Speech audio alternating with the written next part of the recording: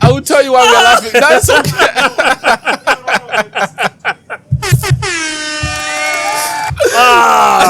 Shit. Dude, if you start from 1, how do we know where to come in? Exactly. No. Sheffy. Don't you count down. 3, 2, 1, action. Mm-hmm. No, it's start count from 1. How do you know where to come in? Come in at 4. Anyway. You're a Christian, so we'll not curse at you. Had you been anybody else, the F words that have been flying around, Jesus Christ. Crap. No, it's okay. We're already rolling. We're good. We're already rolling, this one's NBC, so all the bloopers and everything will be in here. Don't worry. We started just like this. We don't need your count. Yeah, we don't need your count. Okay. All right. Sure. When is your birthday? 31st of October. I'm buying you an abacus. And a stopwatch. Anyway, on this episode, a man who needs no introduction, because quite literally, he needs no introduction. And yet you're going to introduce him and anyway. yet I'm going to introduce him anyway. Ladies and gentlemen, please put your lovely hands together for Chef 187, the numero uno, Zambia's #1 rapper. The first rapper is going to get a Grammy with Chibemba. Talk about it. He's known for the word serious. This episode, Chika Dich. Chi episode Dich. Chika Dich. Please put your lovely hands together for Chef he spoke about the 187. flies, yeah. Yeah, we're gonna have flies. Chefy, welcome. Chief. To that Z podcast, bro. Yeah, cheers. You know, I've always wondered, Yeah. Mr. 187. What's the 187? Is that like the number of girls you've had sex with? Is that your IQ? What's 187 is a slang term for murder. It's a murder? It's a colloquial term for Yeah. killing. Just killing How? it. Like killing it. But 187? No. If you watch a lot of Hollywood movies, the code. Remember this? We're having a 1082. We're having a what? So if it's What, like the police code? yeah. So I don't Yeah, like- so there's that so if it's context and there's murder, death, kill is 187. Oh, I don't. Oh, wow. Now you know. I just schooled you, bro. You're welcome for free. No, I'm not a criminal, so I don't need to know these things. Great comeback. Nice one. But Nice one. I've been trying to Yeah. lose it for some time now. To Lose get it? rid of- to get rid of the 187. And just chef. Yeah. You just go with chef. I'll go with something else, but What, do you have anything in mind? I go by like a lot of AKAs, so I can always adopt something. Which is your favorite? Numero uno. Numero uno. So are you You gonna know what mine is? Uncle Elson. Uncle Elson? Oh, is Oh it? no, but by the way, from now on, please, when you put the caption under Elson, like right now, I'm sure this is when you're doing it. Right, Uncle Elson? From now on, You got that, Norbert? Nice.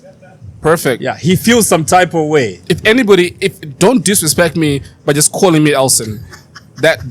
Those are fighting words. Chef, I saw you busy on your phone before we started. Oh yeah. What did you do mostly on your phone? So it sounded like anime that he was watching. It sounded like what? Anime. like Japanese action figures. No.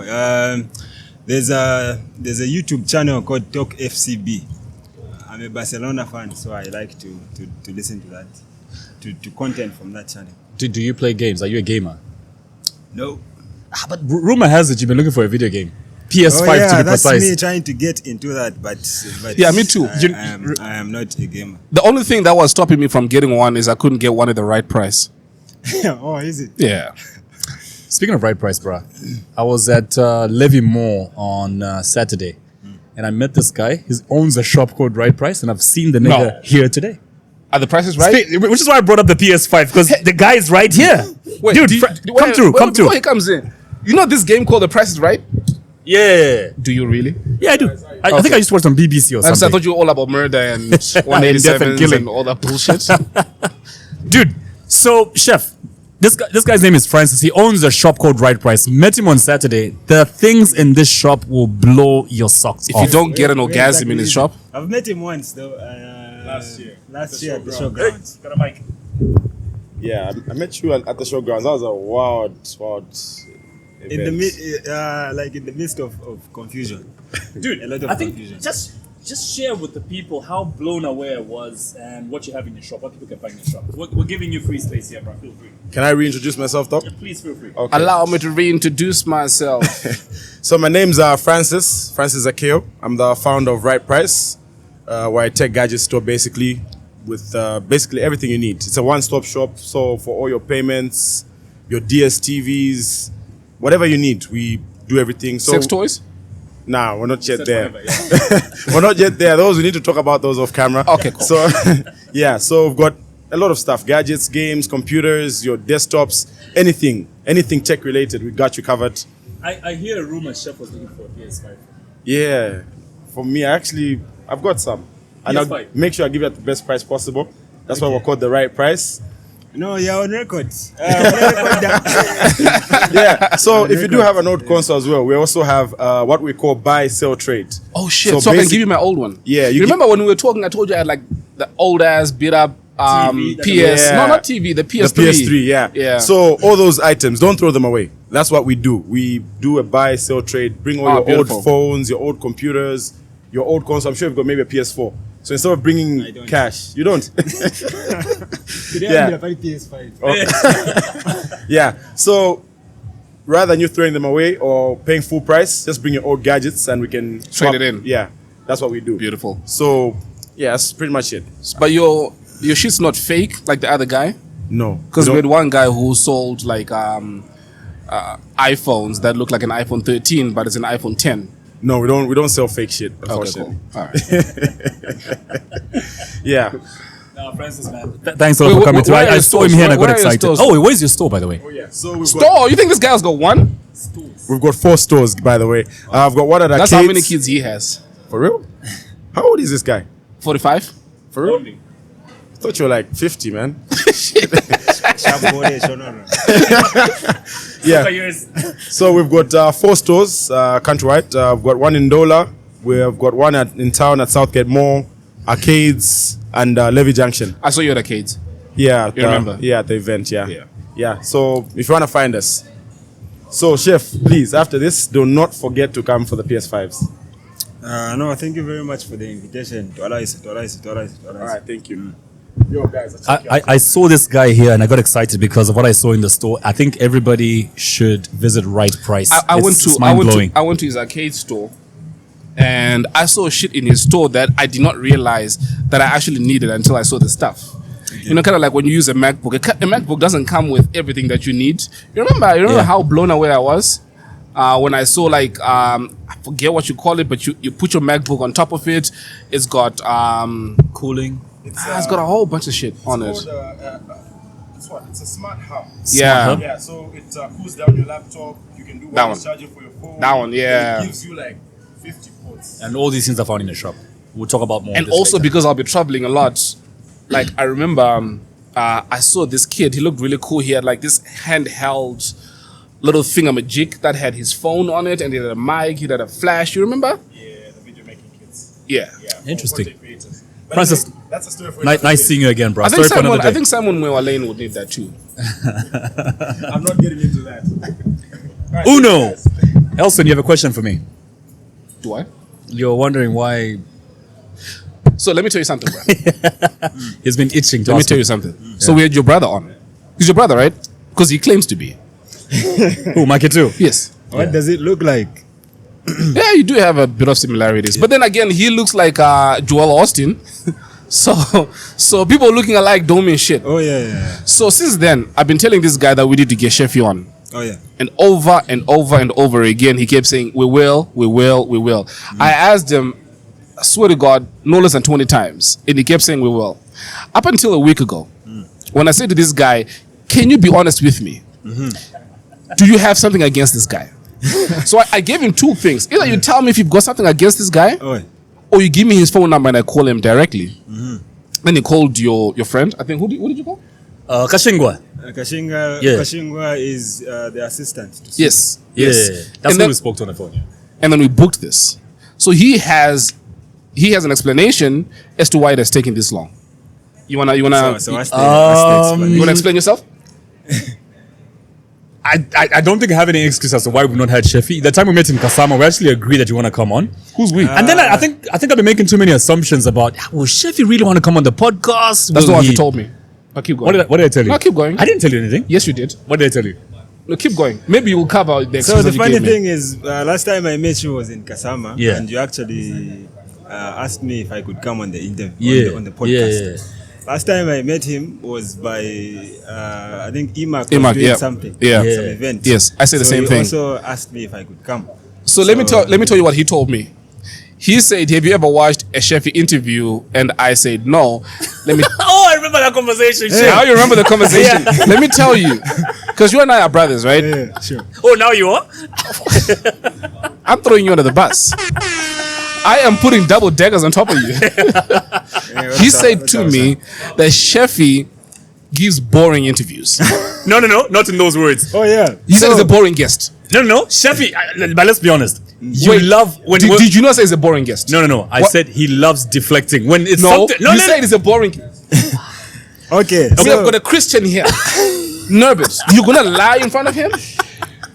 Anyway, you were saying? Okay, so to that, yeah, I may come off as boring because people like drama, and you don't have any drama. I try my best to avoid drama. I don't like drama either. Anyway possible. No, I don't So, like drama. Yeah. if you are looking for a viral moment on a podcast, where I'm not going to give you that. Now I don't. Then we're on the same team then. Yep. Yes, so which is I can understand why people may say, oh, Not people. Him. uh, Directed to him. He said that. Oh yeah. No. I can understand when people like him say This is paraphrasing. When I watch a lot of Sheffy interviews and you ask something sensitive, you deflect, bruh. Either you will not answer the question, you expect me to fall for the bit. no, not really bait. It's just, sometimes in an interview you expect maybe your guest to give off a little bit more, not necessarily exposing themselves, but just give off a little bit more. That's all. Okay. So you're in a safe space. It's just Elson and I here, so please feel free. Yeah? Oh yeah, sure. Nice. So you were saying something. That's pretty much it. I met someone the other day and I was telling them we're finally doing Chef 187 on Monday. Mm-hmm. This is a guy we live in the same complex. So he says, oh, my close friend actually lived with Chef in the same house. Really quiet guy. And I said, yeah, come think of it. Most of the time it's Chef. He's on his phone. Who's that? There's a guy called Tabo in my yard, but he didn't mention who you lived with. Yeah. Yeah, he didn't mention who you lived with. But they spoke about how you lived in the same house. And even in that home, you would rarely come out of your bedroom. What? So I wanted to find out from you. Yeah. And there's a few explanations that came out of this conversation. And I'll pick it up from there. You're being extra introvert. Is this how you were born? Or is it because of experiences in your life? Maybe losing parents early? What is it? I've always been introverted like that. But mostly, I'm quiet around people I'm not really comfortable with. Right. I'm quiet around new people, like people I'm meeting for the first time. I'm quiet, but when I get comfortable with people, I think I express myself a bit more. And I'm the same way too. I'm exactly the same way too. So be careful if you say Chef 187 is a quiet person. It means Chef 187 doesn't is not really comfortable vibe with you like that. Yes. I like this guy. Oh. Yeah, so He goes, oh. Yeah, so growing up, I was always that child that was quiet around the household, but then, like once in a while, my parents would be summoned to school to come and sort things out. Yeah, discipline me from school. So but this quiet kid, why are we being called to come to school? Like, what's the worst thing you ever did that your parents were called for? There's a lot of things. Just the worst.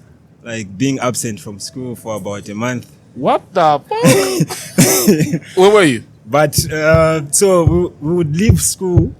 Actually, we would get dropped by our dad. It was me and Mark. Mm-hmm. Get dropped by our dad like every single day. But not just go into class. We'd go behind school and do something. What would you do? Just messing around, kids stuff. Smoke weed every day. No. It was way before like that age of experimenting. Wait, what grade is this that you and Mark would be dropped off? That's like 3rd, 4th grade. Legend.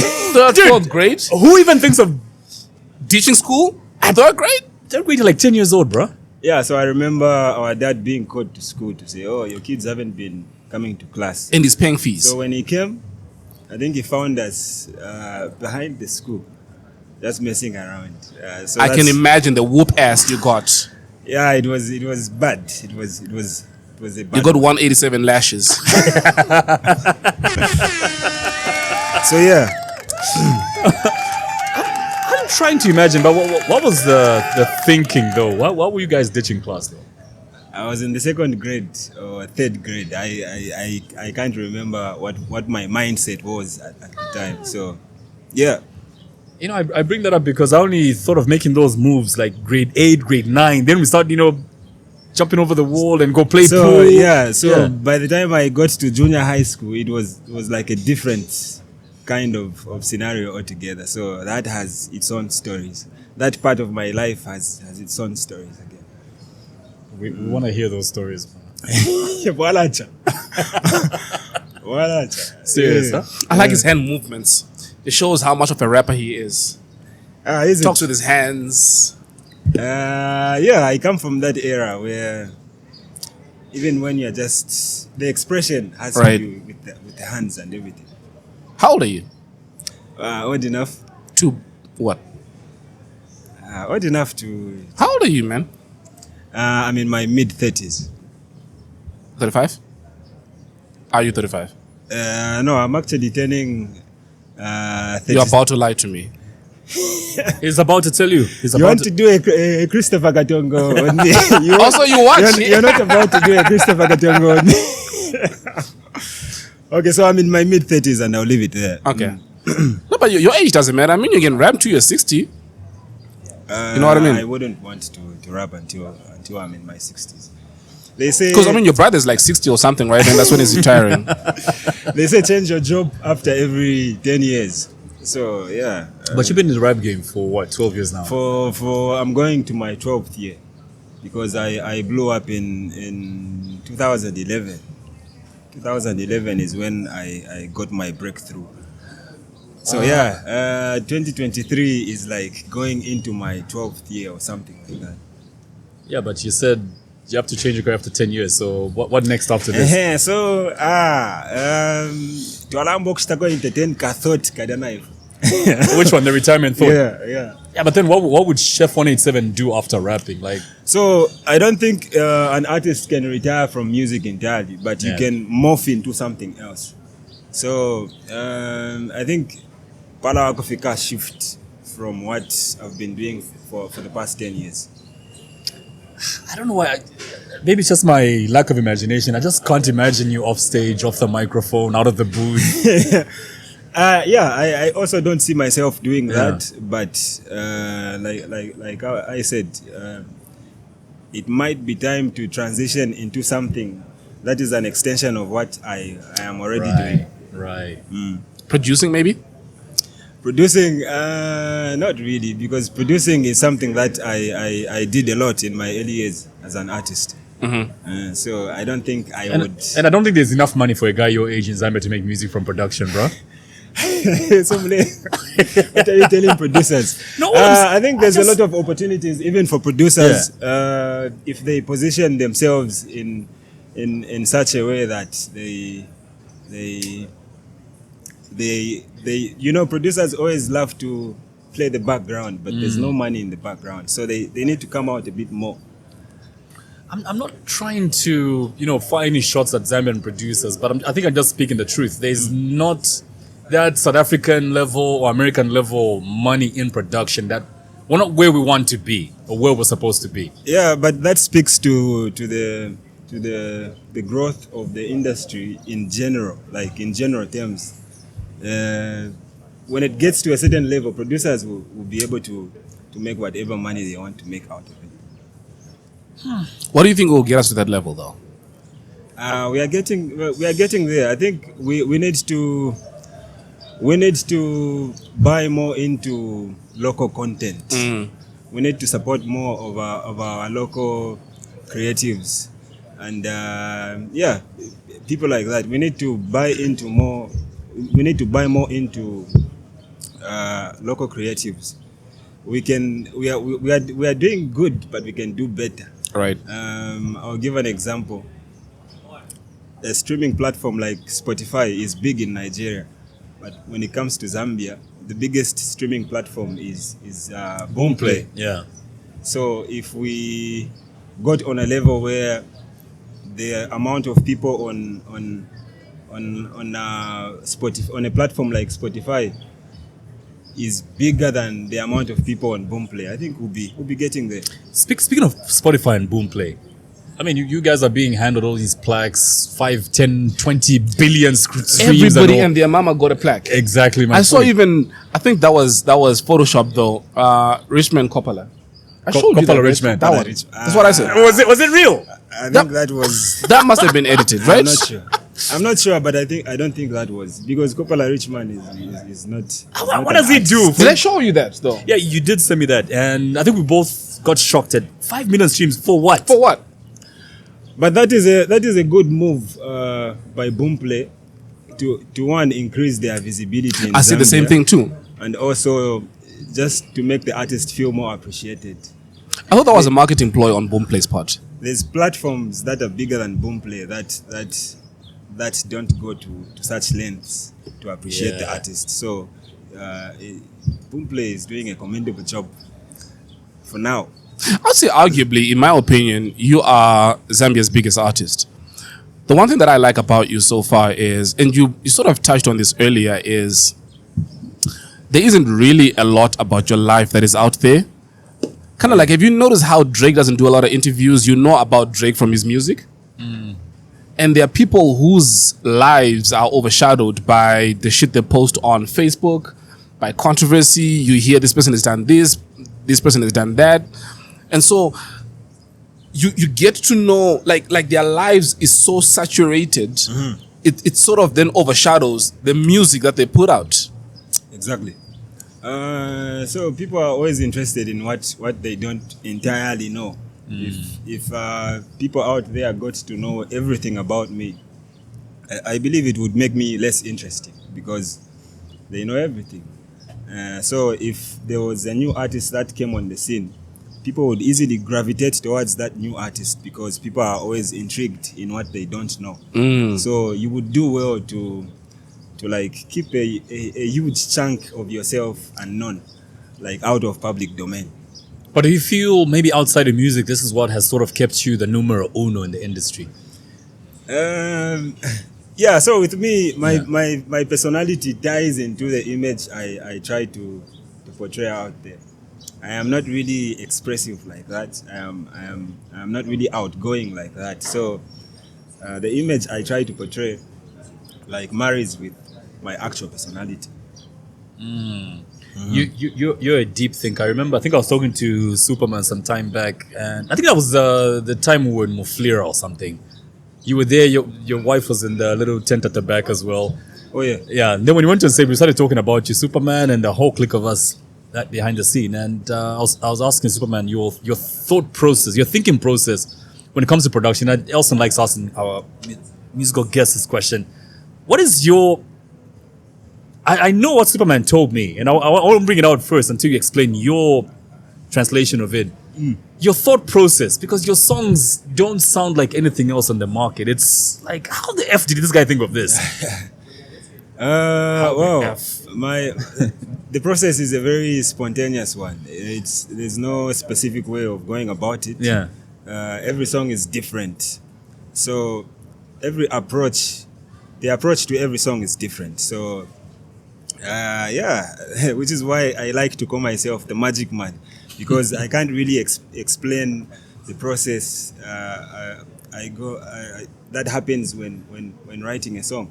But I try to make music that everyone can relate to. I try to make music that I can sit back and enjoy myself. I try to strike a balance between making the music I like and the music I feel people like.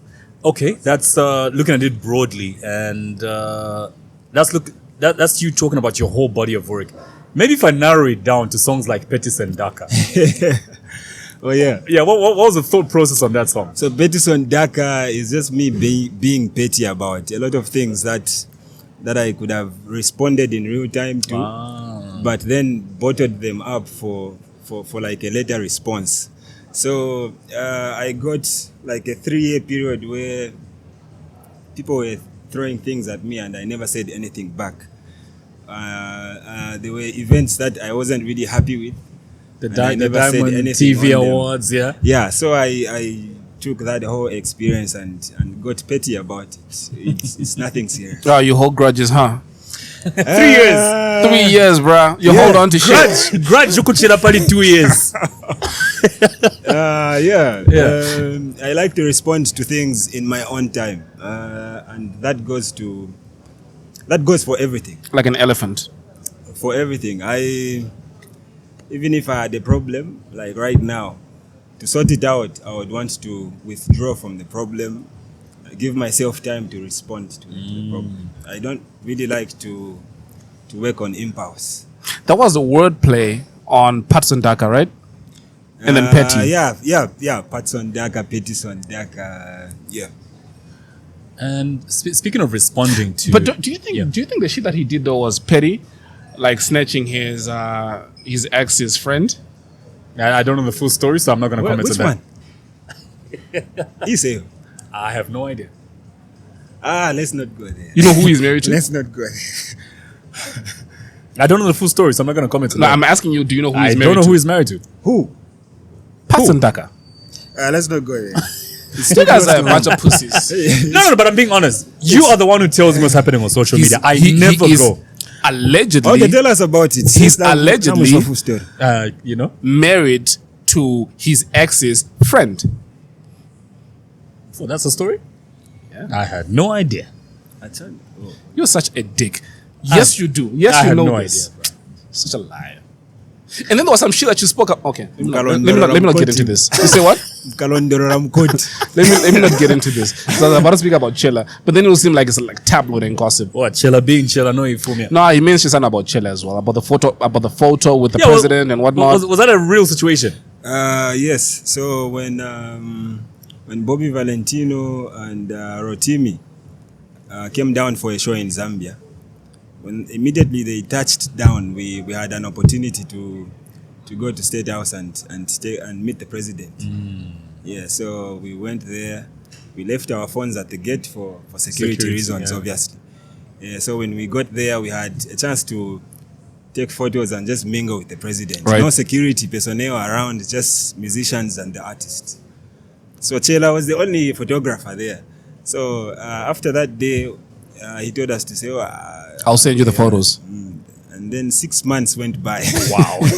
No photos. I think close to a year went by. Wow. But the photos finally came.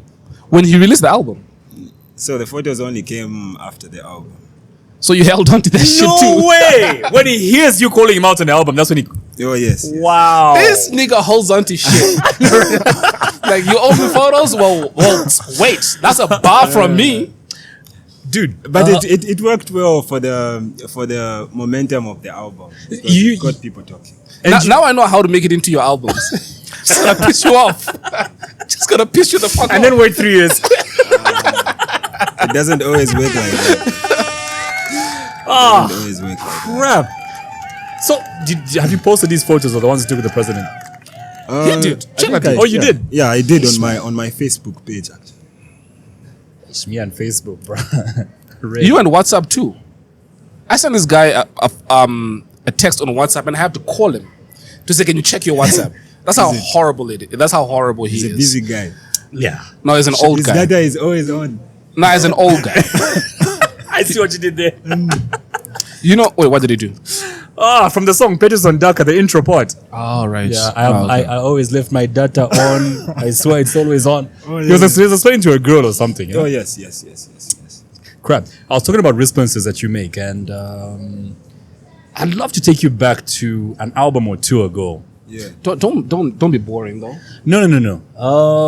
It's in response, like you said, he responds after 3 years to whatever grudge he holds. And Graminage, remember? Yeah. I'm bringing that up because I know a lot of us Zambians are not very proud of our local languages. But the whole Graminage member issue came up with after your trip to Nigeria, right? I don't know. Wasn't it you go to Nigeria and people expected you to do songs in English or something? Yeah, so every time I step out of the country, Yeah. people always expect me to like rap in English.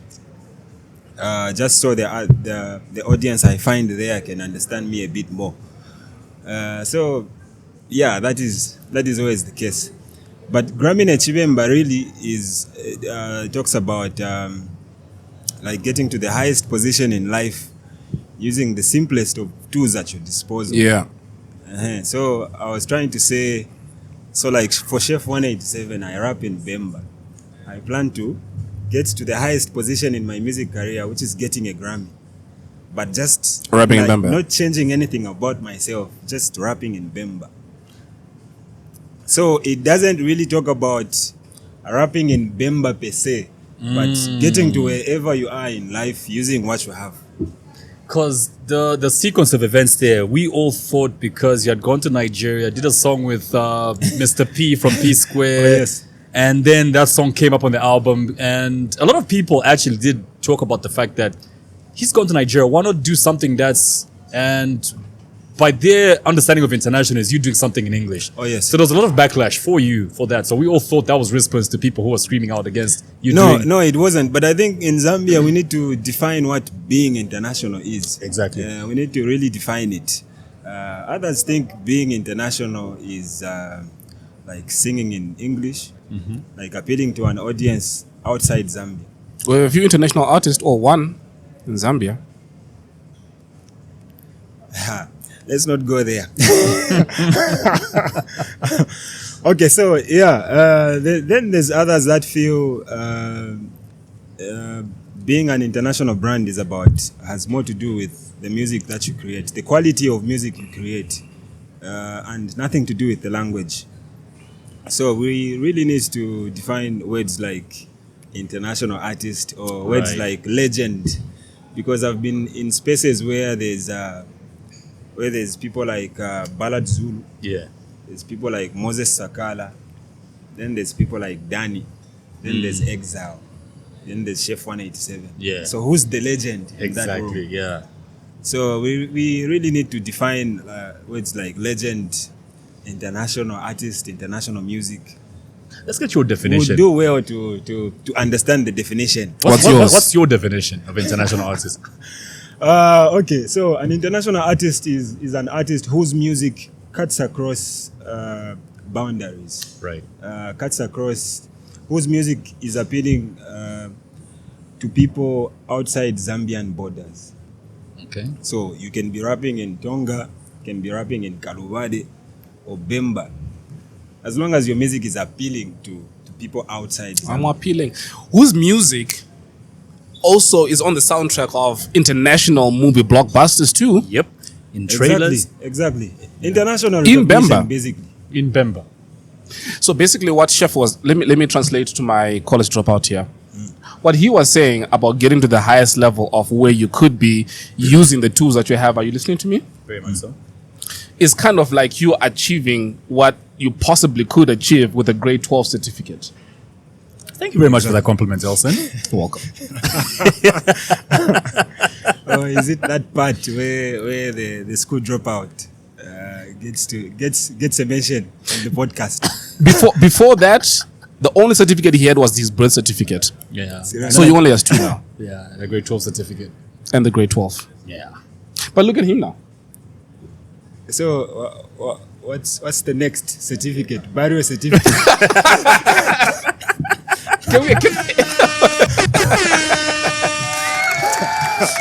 Wow. 10 certificate And I'll die with 3. with 3.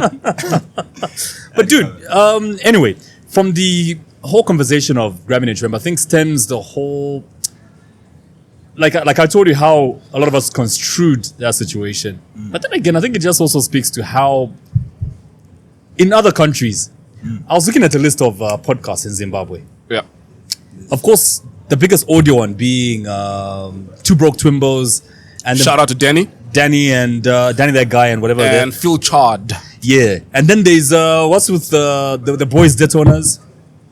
That is the Danny J show. 10J show. When it comes to the video ones, most of the podcasts in Zimbabwe are actually local language podcasts. Yeah. You notice that? I have. And if you notice the views that they get, like the Danny J show, like each episode will most likely get 200-300 views. So for you guys, is it a deliberate move to only use English on your That's where I'm heading now. Like, I don't know why as Zambians we're not really proud of our local languages. In any other country would have had this like full Bemba, you know what I mean? And people will not look at us strange. But in this country, look at Tanzania, Swahili 100%. I think let's not say Zambia. I think it's only in urban cities like Lusaka where that is prominent. When you go to, I've been to Mpika, Yeah. and I've been interviewed in the local language. Now she's trying to find out that so I can't really speak You see Bemba what I like mean? that. Yeah. Just the language the language and the words they are using to interview you. Yeah. So I think That's a big city problem. look, more power to you, guy. I was listening to Hot 97, Ibra in the morning, and they had just played Burna Boy. What's the song that he samples? Tony Braxton. Last. They were arguing for 15 minutes, trying to decode, trying to translate what he was saying on that song. Oh yeah. Because half of it, if not 85% of it, is not in English. Or maybe half of it. Do you get what I mean? So if he could get to where he got, speaking in his language, why are we giving Sheffy a hard time for being as authentic as he can be? You know what I mean? So more power to you, bro. Keep doing what you're doing. Yeah, thank you so much. See, I can be nice, right?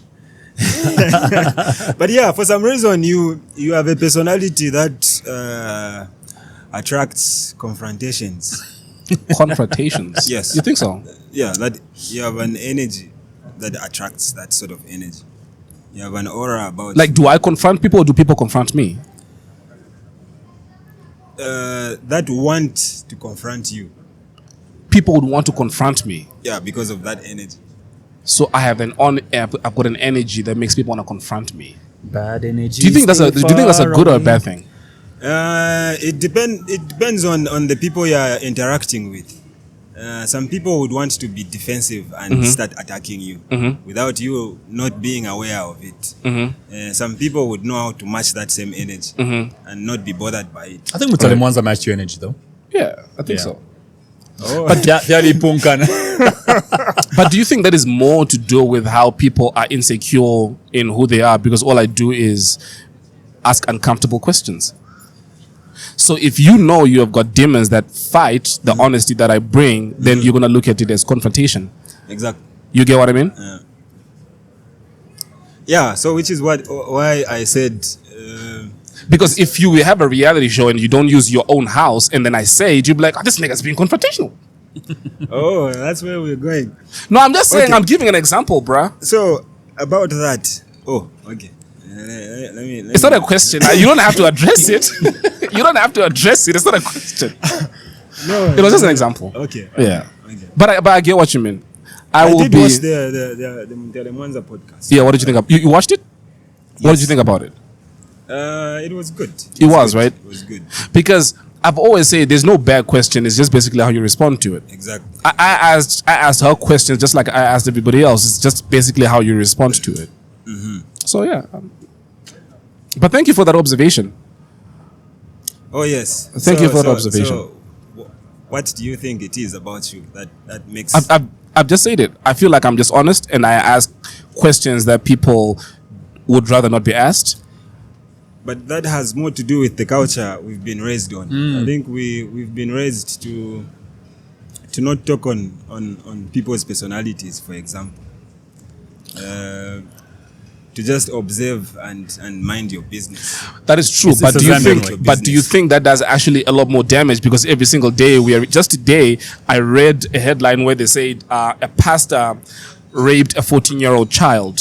So because we do not talk about people's personalities, it doesn't mean that they stop being who they are. It means they can hide it. And they just do it when nobody's looking because nobody addresses it.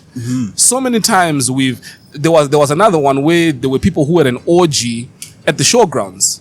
I think Yeah. you heard about that, saw right? that, yeah. No, I didn't. So when you then confront those people and you talk about it, then people bring up the point that you've just brought, that no, we have this culture that you don't talk about people's personalities, but it doesn't make people any less shitty because you don't talk about it. Exactly. So I feel like we need to have more open and honest conversations.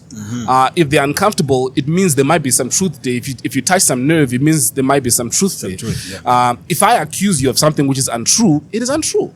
You get what I mean? Exactly. Yeah. And I shouldn't be bothered. You shouldn't by be. it. There you go. By something that is untrue. Yeah. I think I handled that pretty well. The Magic Man. I think. Sorry to take you back, but I really think that maybe that's the name you should start using. Seeing as you want to drop the 8-7, Chef, the Magic Man. Just don't be confused with Magic Mike. Magic Mike. No. Magic Mike alifika petali. Yeah, go ahead. But seriously, you want to change your name? Not really change my name, At- but just lose the 187 at some point in my career. Not at the moment. So is it because of your feeling there's too much negative connotation attached to the 187? Yes. 12 years using that name. Plus. 12 years plus. Yeah, it won't be easy, but yeah, I'll give it a try. We look forward to that. Actually, that might even, you see, Diddy. How many times did Diddy change He name? has to keep reinventing himself, man. Exactly my point. That actually might help you reinvent yourself as well. Come up with something. Diddy did well because I didn't like Puff Daddy. Why? That's kind of what I grew up on, though, Puff Daddy. Yeah, you know. I kind of grew up on that name. I'm a big Tupac fan, so Me too. Maybe that's why. Me too. I was even about to ask, like, who's been your most major influence in your music I career? thought you want to ask about the Biggie and Tupac debate.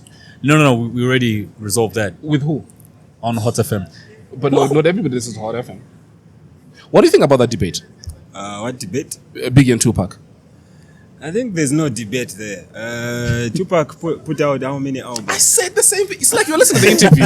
How many albums did Tupac have when he died? And how many did Biggie have? It's like comparing Chris Brown to... B.I.G. had one album, then the other album was after his death. Thank you. So technically, he only had one album. To his Thank name. you. So it's unfair to compare him to someone who had 5, about, 6 albums. Yeah, 5, 6, 7 albums. By the time that he died, Posthumously, yeah. they were at 2 different points in their career. You cannot compare Usher to Chris Brown. Yeah, true. You know what I mean? So would you say Tupac has been like one of the most? Yeah, Major influence. if I'm to pick one international artist that has been like my biggest influence, it would have to be Tupac. And locally? There's a lot of people. I listen to everything. Just yesterday, I was digging deep, trying to listen to some Emmanuel Mulemena songs. Are you bringing one back on an Hopefully- album, like do a hopefully- guest? Hopefully, but it's not in Zambia. It's not always easy to sample an old song and going about it in the right way. Don't you just go to ZNBC and talk to their family as well? Didn't ZNBC recorded their album back in the day? Not really. It's No, I'm okay. just joking. I'm ZNBC. just joking. So ZNBC, I would like to believe has like some music, but not everything. So you might be cleared on the ZNBC side, And the family have comes a family in. phone call the next day. Oh crap! Right. That happened to us. Yeah, so you would want Who's to. us? Us. There's a time I was doing. Remember? I don't know if you. I used to do an event called the Rewind Party, right? So on one of them, the one I did at Manda Hill Mall, the team I put together, we organized that gig to say, look, this year we want to incorporate more old Zambian songs, and we encouraged artists who featured on these albums to come through. Mainza came through to do the Dadizimas thing, and he Yes. picked General Ozzy to act as Dadizimas, Oh, yes. to perform Dadizimas songs at the event. So we advertised that to say, Mainza will be performing Dadizimas songs. Don't we start getting calls from as far as America, South Africa, the family now, after seeing the adverts, you have to pay us for this or take the whole gig down. We're suing you guys. Like, So what did you do? you know who came to the rescue? Chisha Folotia. Oh, he Chisha Folotia says, I own that music. I own the artwork. I own every piece of Dadizima's music. You guys, you have my blessing, you have my permission, you can go ahead. The family wasn't too happy though. I think they still felt they owned the work, and well, so Witchcraft is real, bro. You're gonna have lightning sent to you. I want to mess with people. no, But in all fairness, I think it's only right to check with the family, even when you get clearance from the guy that actually owns the music. It's right. It's always right. Out of to respect. check from. yeah, so we didn't know that the family had any. Well, they don't quite have rights to the artwork and whatever the music. But after all those squabbles happened, I actually called his sister in America, Dadizima's sister, to Yes. resolve the issue. Oh, okay. And I got her blessing afterwards, like the day before the Well, event. after you did the shit, After the whole confusion and they realized they don't own anything. better ask for forgiveness than permission. Exactly. But I asked for forgiveness from her, and she gave me her blessing, and we went ahead with the gig. Yeah. Nice to know Tupac, man. But Yeah, Tupac was a prolific artist, man. You know, actually, that guy dated Madonna. I will not dispute any information you give on this show anymore because you Initially will always you used to. prove. He did. That's Yeah, how old there's- Madonna is. There's letters of Madonna sending letters to Tupac. Tupac. Yeah, but there are a lot of white chicks that like Tupac, so I wouldn't argue with that. Remember even that chick who sort of brought him in the game when you watched the documentary? Well, she's manager or something, the white chick. I have no idea. I'll remember her name later. But there's a documentary that's coming out, like a biopic, a Tupac biopic. That'll be interesting too. Oh yeah, I saw the making on Instagram. Yeah, looking forward to it. I'm not a fan of those. Really? Why? It just feels fake. It feels like it. At one point, it feels like there's no one that can actually do a proper impersonation of Tupac. Would you want one made of you, like years later? I don't know. Who would play you? Who would exactly. play you? I was about to ask the same. Yeah. Who would play me? Yeah. There's a couple of people Uh-huh. that I would like to play Chef 187. Actually, I've always wanted Chef 187 to be like a James Bond character. On a serious note, where if Kondwani Kaira retires from music, there's a new guy that gets to play Chef 187. Wow. I think that would be cool. I see the concept. Yeah, you know what I mean. But this guy has to be really deep, especially with Chitimukulu's Bemba. So I'm even shocked that you went to Mpika and you couldn't keep up with their Bemba, because you're the person we look up to when it comes to Bemba, man. No, not really. Yeah, No, you are the person we look up to. So Bemba is a very deep language. It's very diverse. If you go to Mpika, the type of Bemba they speak there is different from the Bemba they speak in Kasamba. Oh, yeah. The type of Bemba they speak there is Luapula. different from Luapula and all these other places. Yeah. So it's deep.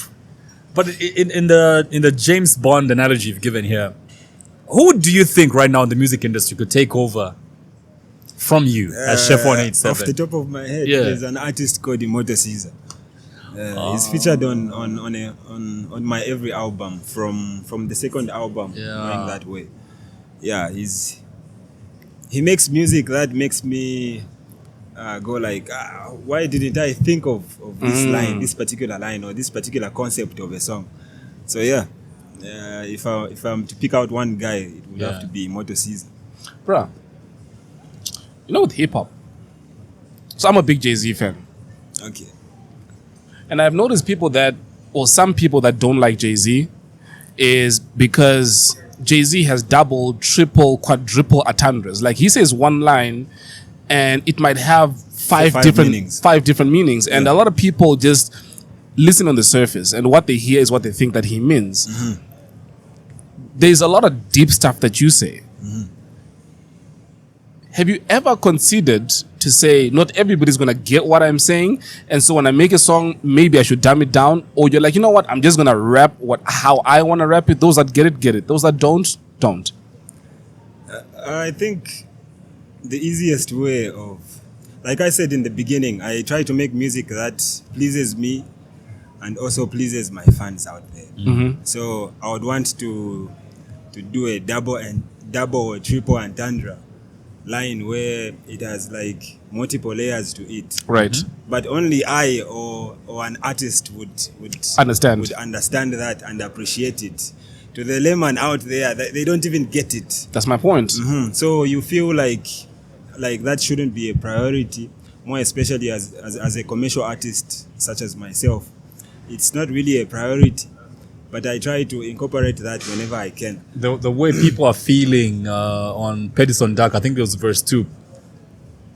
One of the double entendres in that verse, everybody feels you're relating or referring to J-Rocks. Which line? You see what I mean? Which line? There's a line about Ngole Sekana Barwani or something. Nishnaori Molwani. Then I think after that you talk about how I can't remember the exact words, but you talk about no neutral, black or white, that too. There's a line in the song where you talk about you've been talking shit behind my back, but now you want me to feature on your song. Oh, Kembo. Yeah, exactly. That's the one. Yeah. You want to explain yourself? No, it wasn't. Why? I don't know. It's not me bringing it up, bro. Xerox. And you say I'm confrontational? You see this nigga here? No, I think I have a very healthy relationship with Xerox. Same here. So who are you talking about? I was talking about someone, but I won't get into that. I want getting to that. Look at how Elson's looking at you, waiting for a name. He doesn't want peace. Okay, so that was describe him. so that was a general statement because there's been a lot General of statement. yeah, there's been a lot of people that would be jumping from one camp to another. Right. So now they confuse you. Now you don't know where to put them. Are they the enemy or they're actually your friends? You don't know whether to let them into your personal life. So, which is why I said, no manutro, black or white, ulea na nani, as in pick a side. Don't be in the gray area. Tell me on the fence. Yeah. Because Shit it's or get on the easier pot. to deal with people whose stance you know. I like if you are that. the enemy, Just make I would yourself know how to known. treat you. Yeah. I've always said that same thing. I've always felt that way when it comes to racism. Like, don't throw a stone and hide your hand. Exactly. If you do not like me because I'm black, say it. In fact, I'll have more respect for you because you can stand behind your conviction. Now I know who you are. Exactly. Don't give me this nuanced racism that I sit at the table and then you get up or whatever the case is. You know what I mean? So the ones that I respect were like the ones like back in the apartheid where there'll be a sign, Properly branded racism. top notch, top of the shelf. So my approach to life is like creating an environment where everyone is free to speak their mind around you. So that way you would know who's who. There you go. So if I, for example, if I saw a post of someone taking a jab at me, I would encourage that more, just so I know how to deal with that person. Then how do you deal with them? I have You make my a song own about ways. them. No, not exactly. You Exactly. wouldn't want to give them mileage by talking about them. Or something like that. If anything, I like to deal with things like on a personal level. I would like to know if someone actually meant what they said. So I would call up or confront people to say, "Oh, what did you exactly mean by this? Did you say this out of looking for clout, or you wanted a viral moment, or you really meant this? If you said it out of wanting to like gain some traction out of it, I would know how to deal with it. If you really meant it, How then many people it meant actually something are else. honest enough to tell you to say, That's the thing. Very few people. So most I of the thought so. times you don't even bother confronting people. You just That's let what I was it about to die ask you. Like, natural where do you death. draw the line? Who qualifies for you to call them up and say, what did you mean? Because there's a lot of trolls, you know what I mean? So where do you draw the line? Like, okay, so with this person, I'm going to take it up. With this person, listen, it's just another Facebook account. So in some fights, there's no glory in winning the fight. You would go against someone and actually win the fight, but there wouldn't be any glory. Everyone will say, "Oh, he's Chef 187. We expect him to come out on top." So those are the sort of confrontations or fights you don't even bother like indulging. But if you know to say, "Oh, this guy that is saying this is somewhere there," I engage. have you ever had any open beef with a rapper in Zambia? I can't think of any. No. I think the only time that you... You're this- smiling too hard there, bruh. I think he has. Yeah, I know, right? No, I say There's that something you're not telling us. you, because- you don't read body language. You're too quick to go to the next question. No. So Marinate. I say that because it wasn't my fight. The XYZ Kopala. That's the one I was about to refer to. That was 2011, right? It wasn't entirely my fight. So that's the only time you can say, "Oh, this is Chef 187." Yeah. Bluntly going at this other artist. Apart from that, I don't think there's any moment like that. So all these people will troll you on social media and you never respond, or there's never any beef between Chef 187 and another big rapper ever. Like I said, not every fight has glory in it. So I try to. Yeah, but you've never had any fight. That's the thing. It may seem. Oh, serious? Oh, so most of my fights were before I even blew up. When I was a very unknown artist. I came up in an era where you would make music for like every artist that is buzzing. You would make diss songs for them in advance before they even say anything to you. Yeah. So I came up in that era. So yeah, when I blew up, it was time to make a livelihood out of music. Right.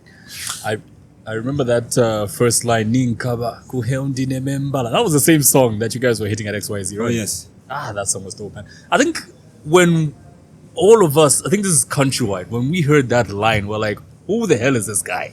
Oh yes. Yeah, that was an interesting line. I remember I was actually with Mutale Mwanza on radio those days, and that line comes up, and we became instant fans. Even though, So Mutale Mwanza is I think it's worth mentioning. Mutale Mwanza was the first person to actually get to interview me. Flavor Call me FM. for an interview. Yeah. That is important to me. That moment is important to me because it was coming at a time when I didn't really think too much of me as an artist. There's this thing about being an artist where you are a very unknown artist and then you blow up and not know that you've blown up. So now when I got that call, it actually like woke me up to say, oh, now is the time when I think I need to take my brand more seriously and start making money out of it. Otherwise, I could hear people say they are listening to my music and it didn't register. But then again, even when you were coming up, everybody, and I'll be very honest with you, I was one of those people as well who thought maybe you sounded a little too much like Marky too. And I'm sure you got this a lot. Yeah, it was true. You need some time to find yourself True. before you can really start to sound like your true self. So, yeah, fortunate enough, I found myself, and I like to believe this is what I want to sound like. Yeah. I mean, you come out and we're like, but he's trying to sound like his brother. The brother's already big in the industry. What the F is this all about? And then your Bemba is what got to us. We're like, okay, yeah, the styles are different. They may have this like similar voices. Yes, but the delivery was totally different. Market 2, we loved his way of inspiring us with his Nangobanchinge. Then, oh yes, you see what I mean? And then if you wanted to have humor and deep Bemba, learn new words, would come to you. Oh yeah, exactly. And then the question that would always ring in our minds is, where did this, we all grew up on the copper board, but where did this guy learn his Bemba from? So I would like to believe I'm a product of my environment. So Yeah. if I spent time with Elson, I'm sure I would be able to pick up on his vocabulary. Yeah. To use words that he's been using, it would like rub off on me. Right. So when it's time to make music, I think I can cater to every audience because That's Uncle Elson, Sheffield. serious. So there's Uncle and there's Bayama. Which one are you? Uncle. There's Malume and Uncle. Uncle. 2 kids in Australia called him uncle and he changed. Oh, is it? Yeah, he tried to take 2 mixed race kids. Great stuff. So who was in your environment then that you picked up this deep Bemba from? Yeah, so I've lived with my grandmother before. I've lived with my aunt. I've lived with my mother. So that means I know the type of vocabulary my grandmother uses. So if I'm trying to communicate to that audience, I would know what words to use. Which is why my music cuts across audiences of different age group, because I've been around the people I'm trying to communicate to. Interesting. I'm happy you've brought the issue of your grandma, your mother into this conversation. And Marky Tude quite explained to us how old he was when you guys lost your parents. Oh yeah. Yeah. And you guys are in different age groups. You were younger. I'm trying to imagine what the whole loss did to you as Kondwani Kaira. Oh, okay. Yeah. So I think by the time I was 13 years old, we had lost both of our parents. So that meant relocating from Lusaka to go back on the Copper Belt. Copper Belt was a different environment because previously on the Copper Belt we had lived in Dola, then came to Lusaka, then went back to to on the Copper Belt to live in Chingola. So Chingola is a different environment from Ndola. So yeah, we had to like almost like starting from scratch. Yes, but we were taken care of. Chingola is an interesting place. At the time, ZCCM was heavily invested in promoting local talents, if I may use that word. We had recreation centers dotted across the town. You had, if you go, there's a place they call Mas Street when you go to Chingola. You would find a sports, like a football stadium called Watson. Next to it, you find some rugby stadium. Next to it, Swimming pool, Changa swimming pool. Next to it, there's a squash club. Next to it, there's the bowling club. Next to it, there's where they do martial arts. So it was an interesting town to grow up in. I think Chingola shaped me into being the type of person I am even right now.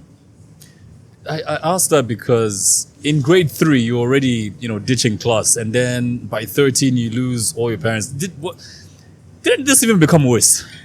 No. So I think the biggest realization after losing our parents was knowing to say, or coming to terms with the fact that if I don't do anything, if I don't become anything in life, no one is going to really have my back like that, because both of my parents are gone. Even though I had caring family members supporting us the whole way, but at the back of my mind, I always knew to say, I need to become something. I need to do something that makes everyone just appreciate me a bit more. So I think losing my parents really pushed me. I had a different mentality. Even by the time I got to college, I was always the different guy.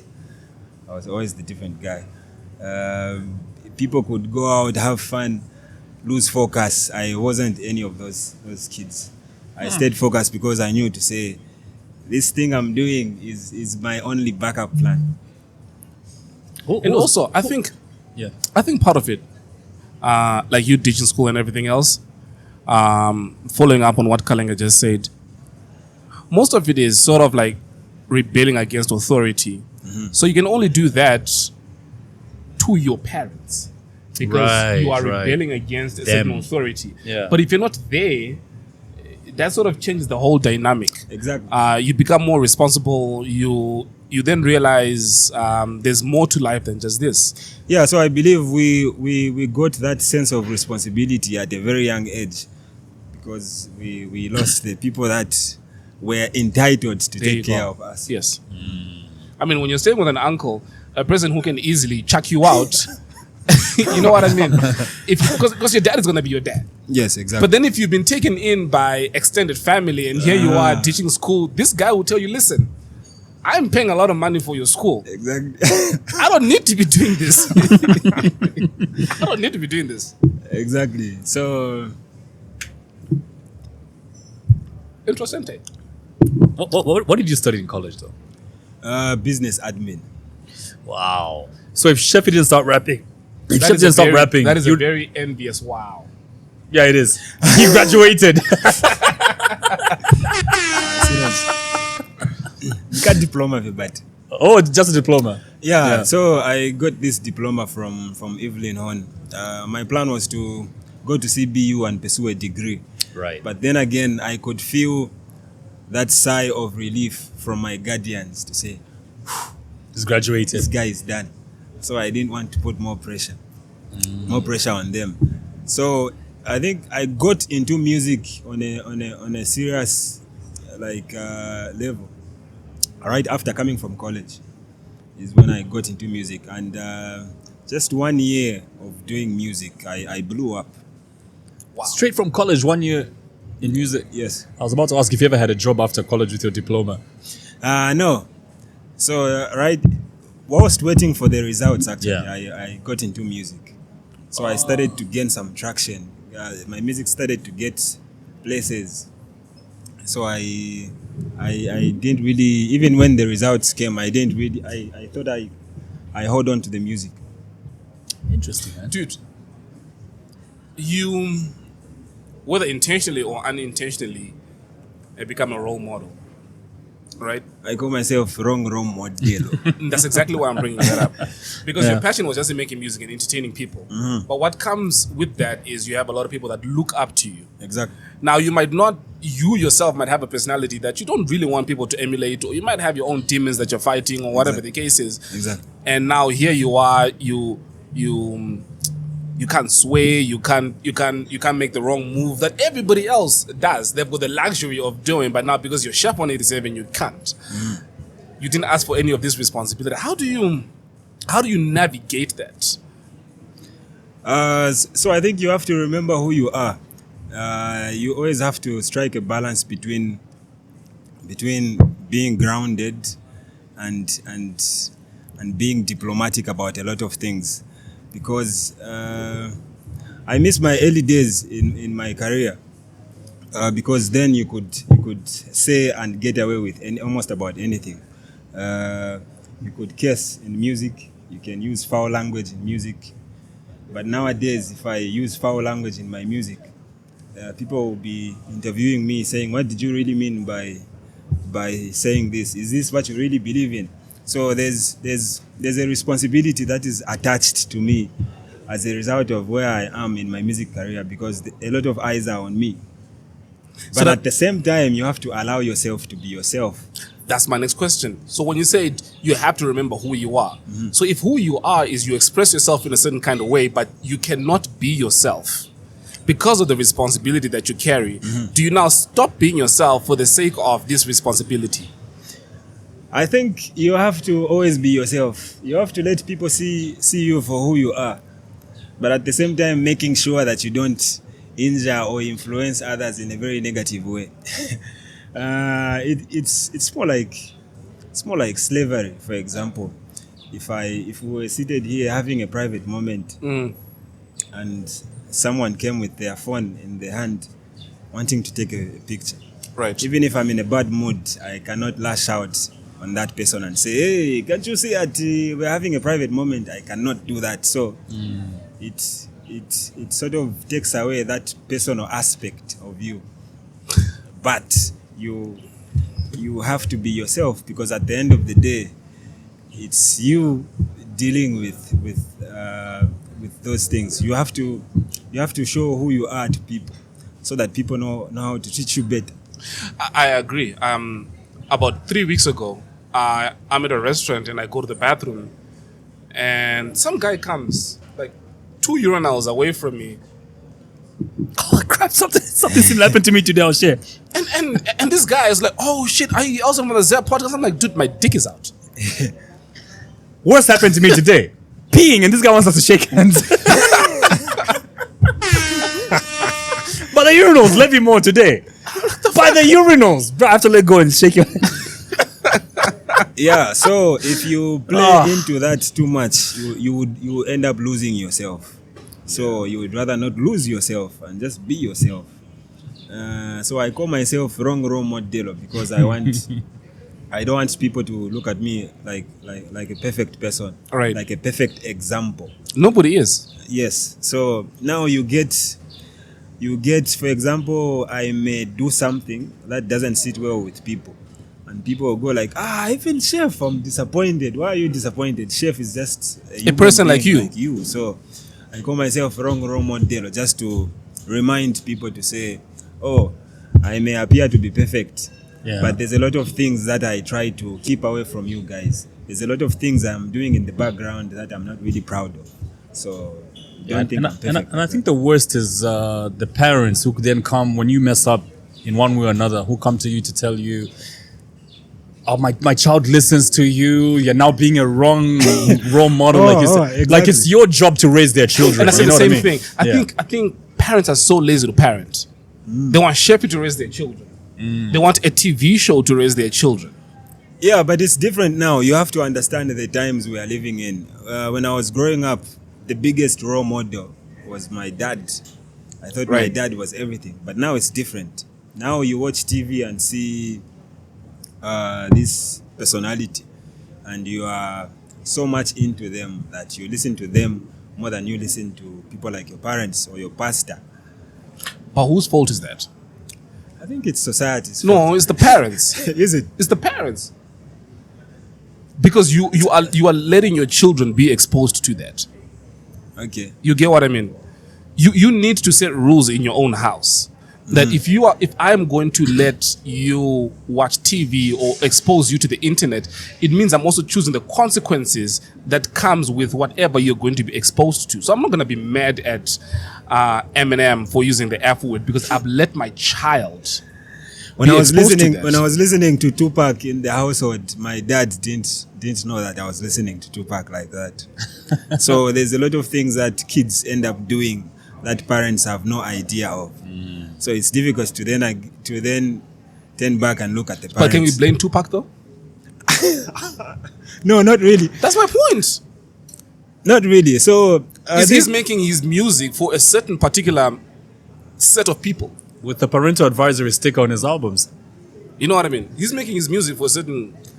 So I think people have to be aware enough to pick out what they can about a certain individual. True. And not only that, bruh. It is also, so if your dad then found out that you listen to Tupac and you've been exposed to the violence that he speaks about, it's also now his parental duty to now then speak to you to say, okay, fine, so this is what you listened to. What do you understand about this? So it doesn't corrupt your mind. You know, it's almost like if you've been exposed to porn, right? Like if you watch porn, I haven't really seen that many that have got condoms in it. Now, if your child has been exposed to porn, that's your parenting cue to speak to your child about safe sex. Exactly. Because if you then say, okay, fine, they've just watched, so let's just leave it like that, they're going to think that's what's normal. Yeah, true. Dude, It's an apple. not that I'm picking up from the porn. Yeah, you are. No, I'm not. Married life. How much of your life has changed due to marriage right now? Where's the connection? No, I'm just saying. Well, not so much because we had been dating for some time. Right.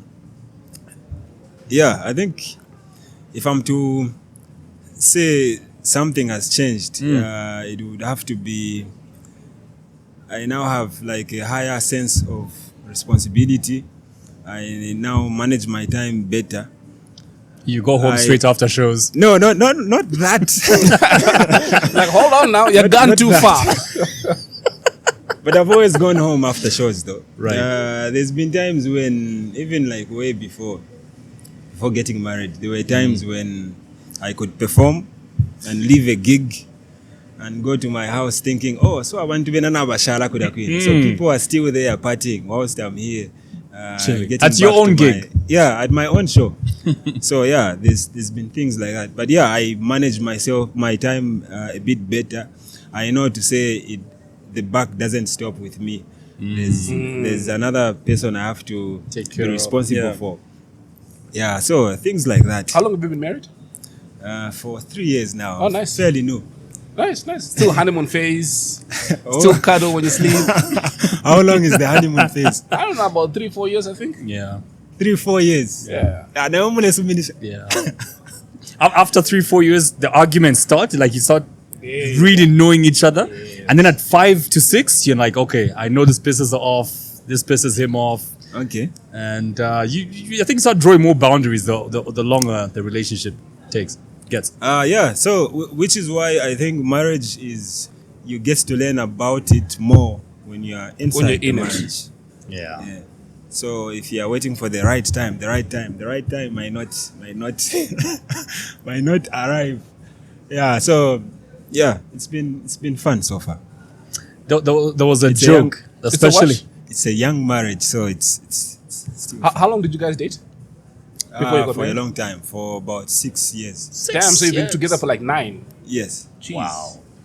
Oh yeah. Coming to think of it, yeah. Wow. Wow, that's a long time. What's the longest relationship you had, Elson? 5 years. No way. Swear to God, didn't cheat. She's the one who changed you into the Elson we know today. Which is what? What else do you know? Is she the one you found the boyfriend that bent over? No. That one Some other guy was that shagging. One, that one I was with her for like 7 months. Quite connected. That is Hey, some, bro, it was nuts. That's the one that changed me. That's one that changed you into who you are today. Yes. Dude, But about 5. I don't know 5 about years. 5. And didn't cheat at all. Never know once. Damn. Anyway, even the devil was once an No, we angel. used to involve other people in our relationships. Like it was an open relationship. No, So involve other people. What does that mean? I'll explain on a different show. Chef, Wait, there's something I wanted to ask. Wait, hold Yeah. on before you go. It was something to do with marriage. Fuck, it'll come back to me. Because I try to get people's perspective on marriage. Because different people view marriage differently. Him and I Yeah, speak too much. quite a lot. I've got cousins, like friends that have been married, and they've got different takes on marriage. Like, if you dated for 6 years, at what point do you know? Did you know after the 6th year, after the first, after the third? At what point do you know that, okay, fine, this is the chick that I'm gonna marry? I think it was on our 5th year, if I'm not mistaken. 5th year is when I was like, okay, let me just formalize everything. took you long? Yes. Did you ever live together though? Yeah, for some time, yes. You did, I won't right? even lie. So is there anything that changes? Because Yeah. you're already kind of technically married, like in terms of what you do. Yes, so now when you formalize everything, now people come in to tell you to say this is how you treat your wife, and your wife is being told to say this is how you treat your husband. Like she goes through a process, I go through my own process. So now when we come back together, it's a different. But are type you of told thing. stuff that you don't already know? Yes, you're told stuff that you don't already know. Like what? I don't believe that. The strange thing That's sacred information. yeah, it is. Sacred? Yeah. Oh, bruh, come on. We all know where to stick it. Yeah, but anyway, I want. No, I want to hear. You want to say I something? was saying, I think for me, the weirdest part about all those lessons is how much the girl is taught. And So the girl is taught more than the guy. way more than the guy. And then how much of this is actually applicable in this modern age? How much of this is still relevant in this modern age? Because look at the way, and I'm sure your wife went through the same, the way they just dissect a mere chicken. I was about teaching to your say- wife about marriage, a chicken. I was about to say, apparently, if a girl is on her period, there's a way she makes a chicken.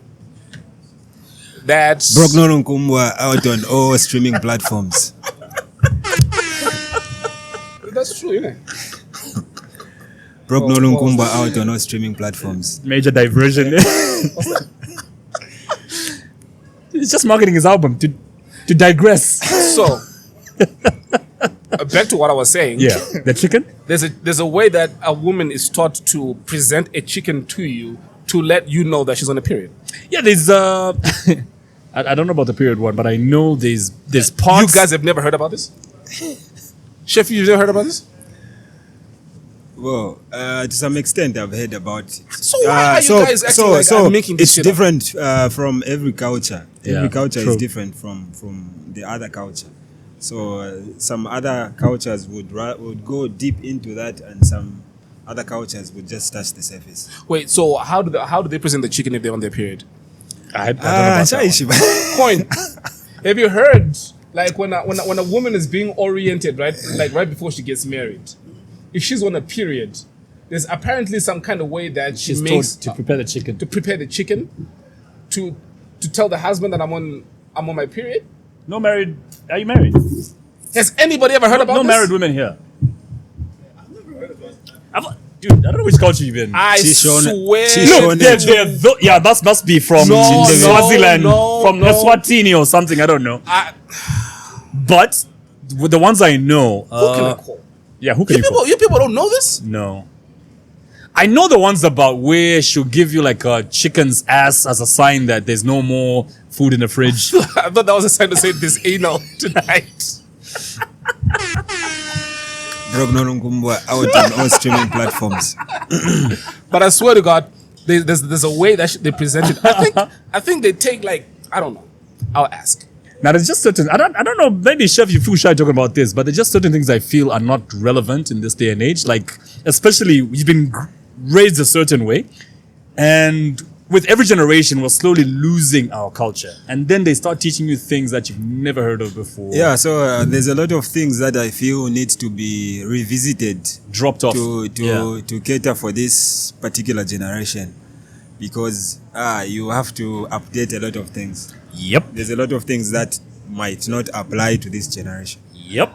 And then there was a joke about you when you got married. And this was an uncle of mine. He was like, Chef is married. How did he propose to this woman? He looks like a very shy guy.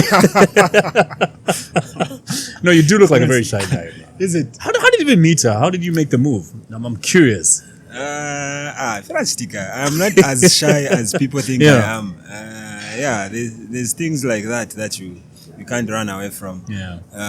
No matter how shy you are. Because the story was, she's the one who made the move. Yeah, so which is why I get back to the wrong role model. I am not really shy like that. So yeah, it just found me and I did what I could. I think love found me. That's it's a very poetic way of putting it. So I was just asking somebody, just so they tell me. I'm not letting this go.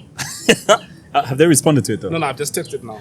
Great. Speaking of Broke Nolu Nkumba now streaming, and we were talking earlier about the number of plaques that we've seen from Boomplay, streaming numbers and whatever. Exactly. Are these numbers translating into real money for the local artist here? Stop counting this man's pockets. No, I'm not counting his pockets. I'm just trying to get a clear picture. So when I put out my last album, Yeah. Bon Appetit, we were still in that free downloads era. People were listening to music off, like just freely downloading music. There was indimba.com. Yeah, there was indimba.com. There was Invesesani. Yeah. Yes, but Invesesani was like the only platform where people could Pay for the music. pay for music. Yes. So now we have Boomplay, Spotify, Apple Music, Audiomack, and all these other DSPs.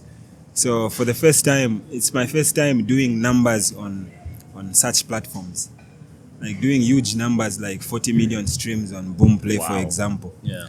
So they only give you a report after like one quarter. They give you reports quarterly. So I'm still waiting for the first quarter's report, and fingers crossed. But from what you've observed, do you feel it's translating to real money? It should translate into money because we signed a distribution deal with a company called Ingrooves Electromod, which is an American company with offices in South Africa, across the world, basically. So they are the ones that have the responsibility to distribute my music on all these platforms. So they collect the reports and pay you. They collect the reports, you have a look at it, and then they pay you. So that is a system that I believe in, and I believe it should translate into money. From your TikTok content to your YouTube content, all that should translate into money. The way we've set up our system.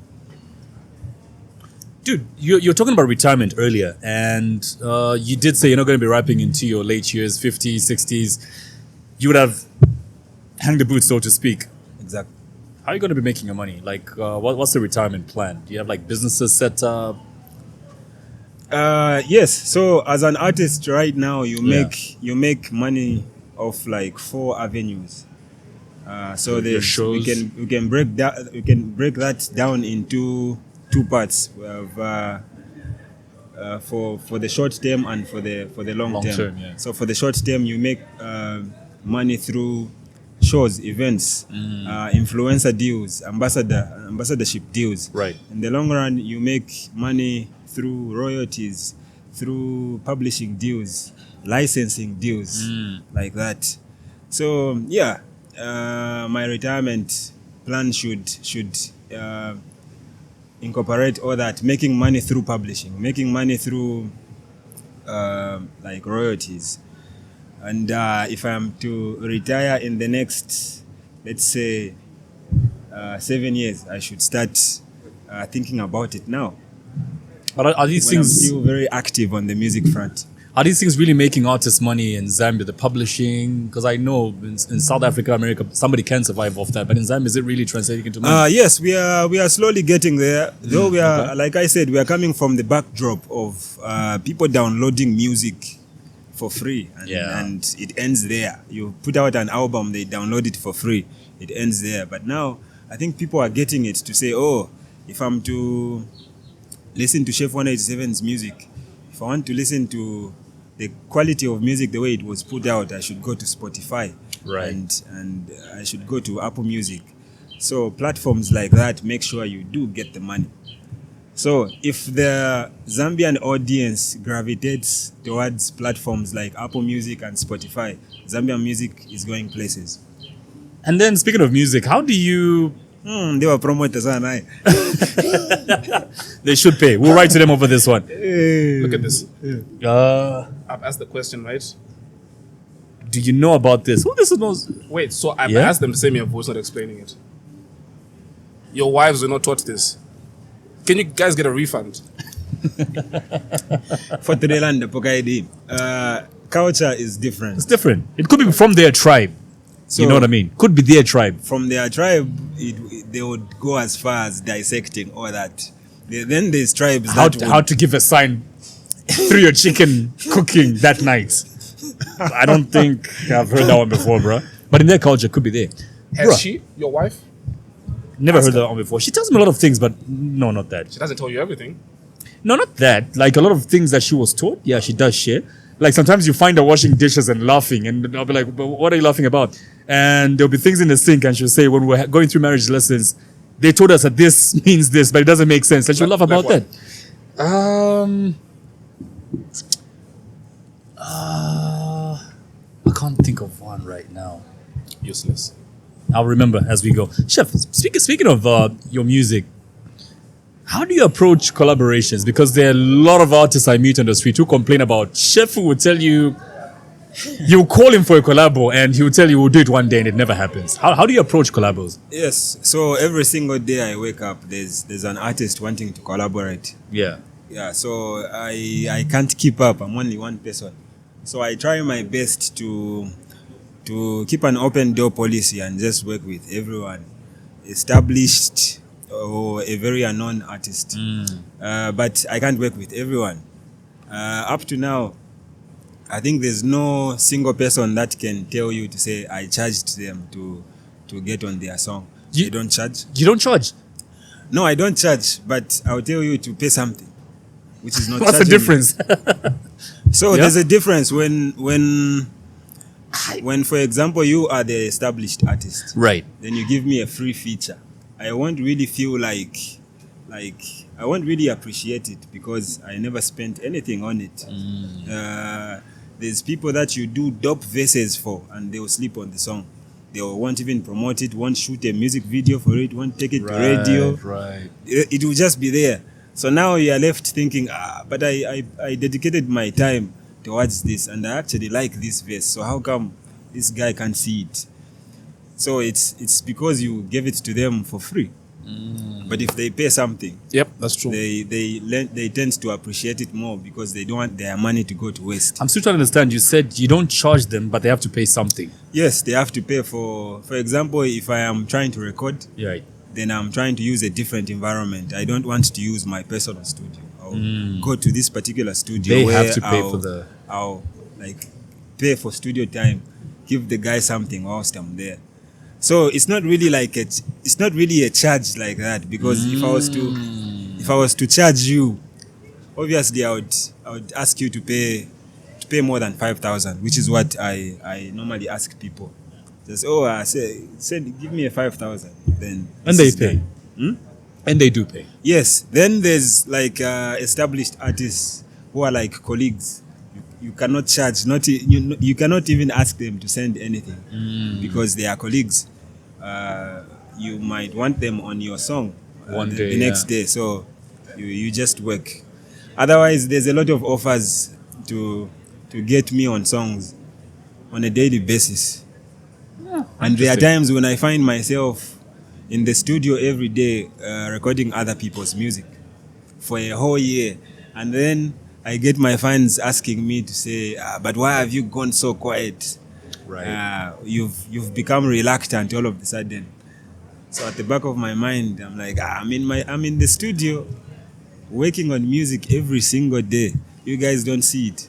And I think you're the only artist in Zambia right now who, when you don't release any album for 2-3 years, people start cursing at you on your socials. I remember how much you were attacked last year before Broke No Lumkumba. Yes. But then again, my argument has always been, if I put out a body of work that has 24 songs, I don't think it should take 4 months. It should only take 4 months for you to start asking for new music. I expect you to take your time and digest the music, Right. understand it. You get sometimes instances where you get a song and make a TikTok video out of it, an old song, and people will ask you to say, Is that a new song? is that a new song? But it's on the album. That means you didn't listen to the album. Yeah. So finish listening to the album, then I'll put out a new project. I got the response. You got the Listen to response? this. It should be a shibukom. I know, right? You would do well. Yeah, you should. I'm like a pitbull, bro. I don't let shit go. All right, break it down. Here we go. Very weird question, but okay. When the chicken is facing upwards, you cut the bottom part just between the thighs, and then you push the drumsticks inside, and also the wings. Instead of putting them behind, you put them on the sides. Pay attention to your So food. what does that mean? She's on a period. She said, what? You open the thighs? I- Or close the thighs and put the wings? Listen back to it. We've learned something, Coin.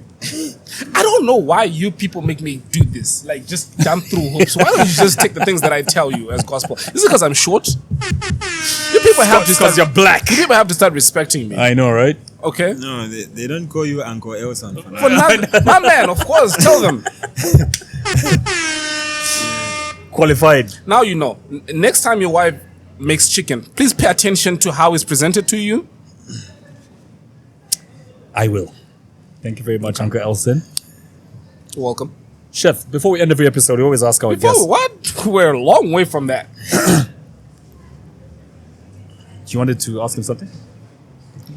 I was done. Why did you leave the copper belt? Yeah, why did I leave the copper belt? I left the copper belt when? 2017? I moved to Nakonde. This guy had way too many scandals there, bro. Nah, come on. It's amazing how this guy's alive. Do you know how many people wanted to fuck him up? Serious? This nigga. Nonsense. I'm not sure, boy. Imagine. This nigga here. Why did you leave the copper belt? I think mainly because of business. Yeah, same here. Pretty Mainly much. because of business. So the copper belt is like a hub of talent, but then again, if you are pursuing commercial success, Right. you have to come to Lusaka. Where the head offices are. Yeah, so for me, I left Copper Belt 2017, did 3 years in Nakonde because I was trying to grow the radio station that I had started there. Then after that, I realized, look, everyone I'm trying to talk to is in Lusaka. The head of every marketing department for any big company in Zambia, head of the office is in Lusaka. And I thought, let me be close. Trade Kings is in Lusaka. So Yeah, because Are they paying? yeah, they do. No, us. Who? We are plugging them. Oh, I'm plugging them for my radio station. They pay me every I'm month. not getting no goddamn cent from this. Oh, you will, Sonny. Oh, Uncle Elson, sorry. Yeah, Chef, you were saying? so I would, when I was living in Dola, I would get calls to say, there's a corporate company that wants to work with you. So they want to have a meeting tomorrow morning at 9 hours. And Wow. that call is like 8 p.m. Someone's calling you at 8 p.m. Oh, so can you make it? Like, I'm in Dola. Oh, you're in Dola. Oh, you live on the copper belt. Wow. Okay. So you could even feel the business. Yeah, to going. someone else. I will call somebody Yeah, close. so I had to move. That happened to me once. Listen, I had to pull a rabbit out of a hat that night, bro. Yeah, Barclays Bank called me. Similar call at 16 hours on a Thursday. He would have come to our offices tomorrow at 9. You got on your broom? Hey, dude, made enough calls. I started off. You know where you post on Facebook who's traveling to Lusaka? You call everyone until you find that one guy. That's not the time that you went to beg a bus company to take you Power to 2's Lusaka buses. Yeah, when, that was the one. Yeah. and they're not paying us again. No, they're my friends, so it's all good. They're not my friends. They're also his friends. Power 2's Anthony. Yeah, so They're not mine. yeah. Now they are. Yeah. Power twos. Anthony. Anywho, Chef, we always end our episodes by asking this.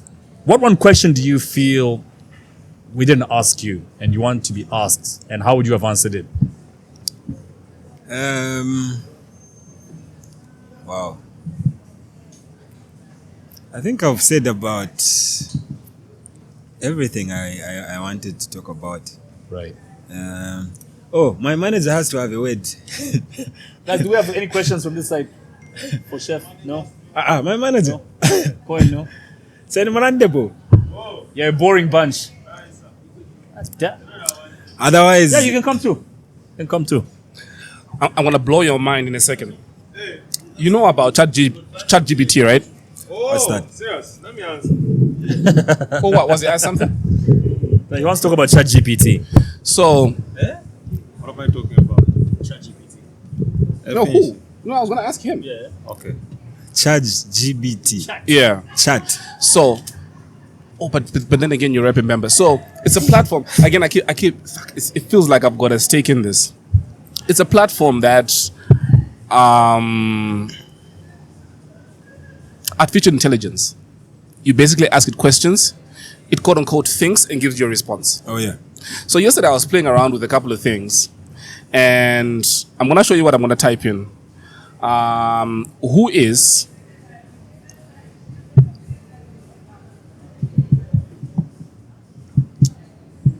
Who is Chef 197? all right? I just click that. Popular Zambian rapper and songwriter. Hey. So where is it getting the information? You know, this thing actually told me a lot of stuff that I did not know. So it says Chef 187 is a popular Zambian rapper and songwriter. His name is Kondwani Kaira, who was born on the 23rd of May 1986 in Lusaka, Zambia. Now we know your age. He began releasing his music in 2008 and has since released several hit songs and albums. It goes on to say a whole bunch of stuff. Yesterday it told me of... Okay, so the responses are different. The response it gave me now is sort of different to the response that it gave me then. It told me of, I don't know if it's a clothing line or a restaurant line that you opened. Okay. Which one is it? There's a couple. Must be Ukupopokani Sapato or Guy pa job. Well, it's a store. So one is a store, one is a clothing line. Or what are they called? One is called Popokani Sapato. The other one is called, yeah, mainly a shoe store, Mainly but you a also shoe store, find but different things there. ChatGPT seems to think that one of your most popular songs are Coordinate, Love Now Your Loyalty, Bon Appetit. Oh, okay. Pretty interesting. Right? So number Interesting. ChatGPT na ikwate answer ya question yanko kwa idea. So ask it about the chicken. Ask it about the chicken. Oh yeah, ask that. Chat- Oh, you were listening? Yes, I was. You asked the same application. Yeah. He's typing that now. So do you see how does Zambian women cook the chicken? When they're on their period.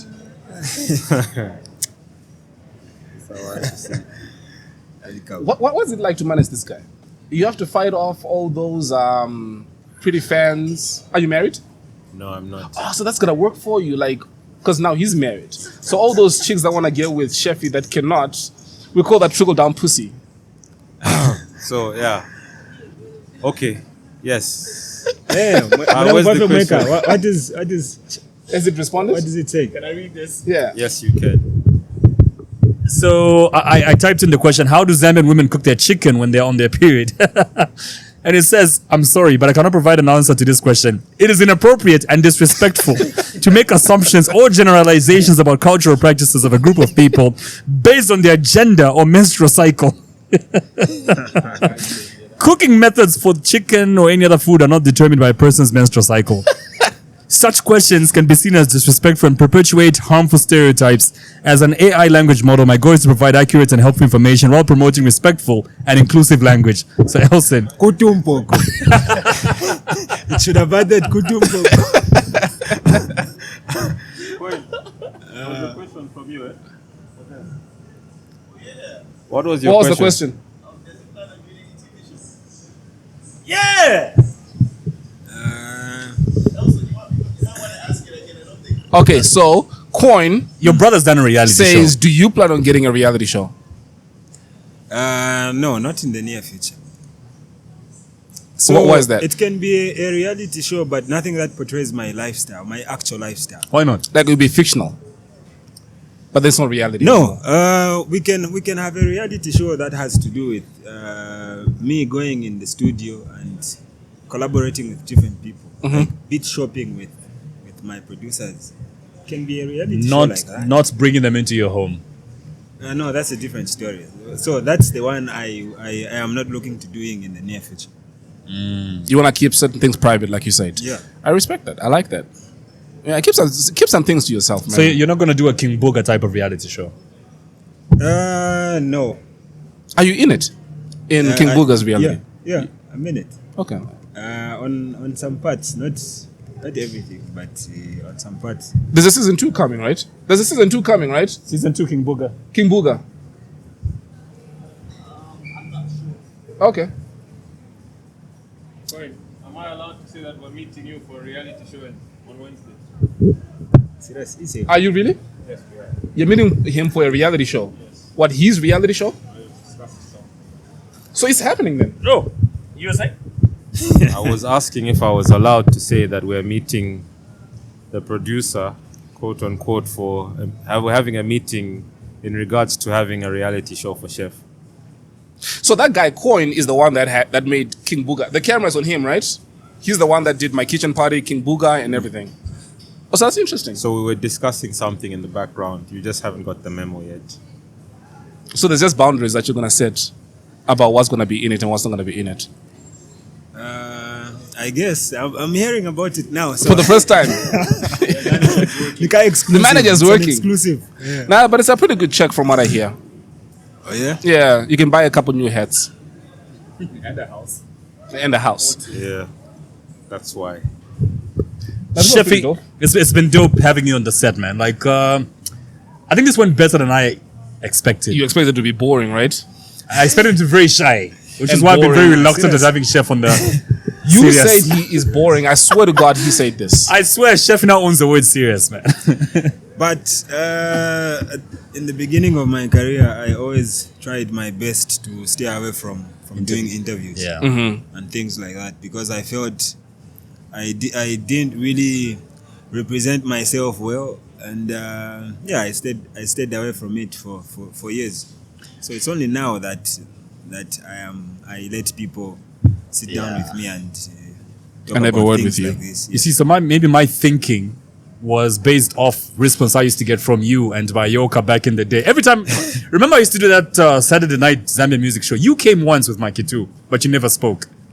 Yeah, they say gangsters don't do TV, so a car tagline to Mbwanako back in the day. So I asked Mutal, how did you manage to bring Chef on? And she did say, it was quite interesting having the guy. And he has said he's not going to do any interviews anytime soon because he doesn't want people to know about his private life.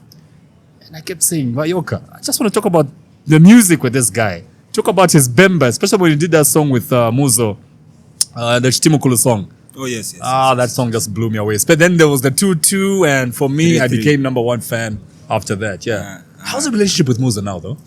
It's still what it was. I am not really sure about what is going on with him right now, but every time we meet, it's a cordial type of engagement. Right.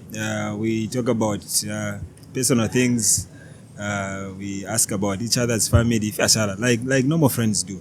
Right. Bruh, tell me about the Wakanda Forever thing. Oh, yes. How did that come about? How did you and Sampa meet? How did you talk about this? And what was it like? And what was the check like? What was the check? Yeah. So That question to me is a funny one because no one, I don't think I've ever heard anyone ask somebody. Welcome to that Z podcast. Hey, check. No, we did ask her. We did ask her. What's the Oh, is episode? it? Yeah, we did ask her. We asked the same thing. Yeah. But I always get that question. What did she say? She spoke about how they've been spending more than they've been making with the tours around the world because they have to fund their global tours and stuff. And she didn't quite get. Did she? Yeah, she did. Yeah, she did. Watch the episode.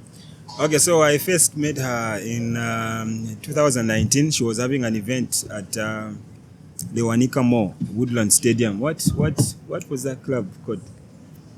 I forget what it was called, but the one upstairs. Oh yes, so that's when I met her for the first time. So I got on stage right before her set. Then we always ran into each other a couple of times before actually collaborating. But the idea of collaborating was brought about by Mark 44, who thought me getting on a song like Never Forget will add something to it. So yeah, after that, the rest is history.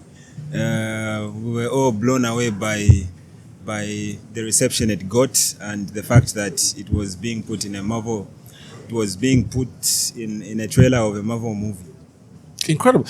I mean, I'll speak for myself, but the first time I heard that, and especially with the trailer and everything going on, I got goosebumps. You know what I mean? Because are you here? I'm imagining if the Marvel check actually trickles down to you as well. Of course it does. Of course it does. So we are still getting checks off that song even up to now. Aye. From Marvel? No, not from Marvel. Like different things. Oh, streaming platforms. Different and things. That's one thing that I think as Zambians we need to the splits. Sorry, super. I don't know why we didn't carry an extra mic. No problem. So I think for me that's one thing as Zambians that we need to work on the split sheets and everything like that because every time they want to use that song, we are CC'd into an email with the percentage that was agreed for us, and then for us to say yes, you can use this song. So they have to get permission from us as well. Every time they have to use that song, and every time it's used, we get our share. Like wherever. So I've gotten, I don't know if I can say this, National Geographic. We've gotten Yeah, we've gotten Marvel. Wow. We've got MTN Africa, right? Yeah. So it's something that has been really beneficial, even long term, and it's something that I think he was just doing out of the goodness of it. Let's see how we vibe in the studio, and then the vibe was good, but then we've been reaping the benefits. So, yeah. Now, congratulations on that, man. Thank you. Do you think music is a lucrative business? I ask. You tell I us. may ask. From your perspective. Lucrative is subjective. So if you're looking at maybe paying your rentals, No, it shouldn't be subjective. it is subjective. It depends who you ask, right? Okay. Yeah, so it depends who you ask. If you're looking to make millions or if you're looking to get by from month to month, so it depends with what you term as lucrative. Do you think it's a business that you would do more than in which? Do you think it's a business in which you would do more than just getting by? Just when you pay your rentals, then it's done. Again, I'm not a musician. The extent that I participate in music is by listening to it. With that said, I feel there's a cap, there's a ceiling that you can get to. I feel if you are going to make a lot of money, it is at the back of the brand and the name that you make. If you look at people that have been successful and people that have made a lot of money, they have made their name and they have gotten into other ventures using their name. Okay, so what if I told you there's been artists that have like a considerable amount of success that make more money than people that have like a bigger perception of success, if that makes sense. There's people that are more established than others, but the less established artist is making money way more. I would believe you, and here's why. Because if you look at an artist like Snoop, who until recently didn't own any of his music or his masters. That was all going to somebody else. And you will have somebody who is less established, but they're owns smart. everything. There you go. But they're smart about how they own their music. That is a big difference in terms of how much money they are making. So I think it's possible. It is possible, and I think if I can think of one example right now, Natasha Chansa. She doesn't quite have that many hits or make much noise on radio or the clubs, but I think she's making more money than an established artist. My opinion. I could be wrong. Just my opinion. So is Your music point, though. a viable business or it's not at the moment? Zambian music. Zambian music, in terms of viability, I also go with Elson in talking about subjectability, it being subjective. Because for me, what if my goal is to make $10 million and then retire? I don't think Zambian music would take me there. You know It what I mean? could give you $5,000 for Give me example. $5,000 and a name. Now that I'll give an example of injustice. $5,000. No. It's an example. You Let's- say from streaming, Yeah. of course, performing and something and everything else is something different. my conclusion to this, my point. The music itself, and I have to agree with Elson again, the music itself may not make you the money you want. And I was about to give an example of this podcast. We may not make money from advertising on this podcast that we want, but the doors that this podcast opens for me Man. to make money Is incredible. are incredible. The doors are many. I can get into the head office of one of the biggest banks in this country, and the CEO will know me and will speak a certain language because of my face being familiar, and we can do business from there. So for me, that's how I make money off this podcast. And for musicians, I believe it's the same. Jay-Z, I think we can't say he made all his money from music, but the drinks though, the alcohol beverages that he sells, you know what I mean? So Ace I think of the fame Spades. buys you influence. Yeah, Ace of Spades and things like that. yeah, so I'm sure there's a reason why you are asking us these questions. No, I just wanted to get it from you because people believe different things. What do you believe? Or what has been your I think experience? music is a business of endless opportunities.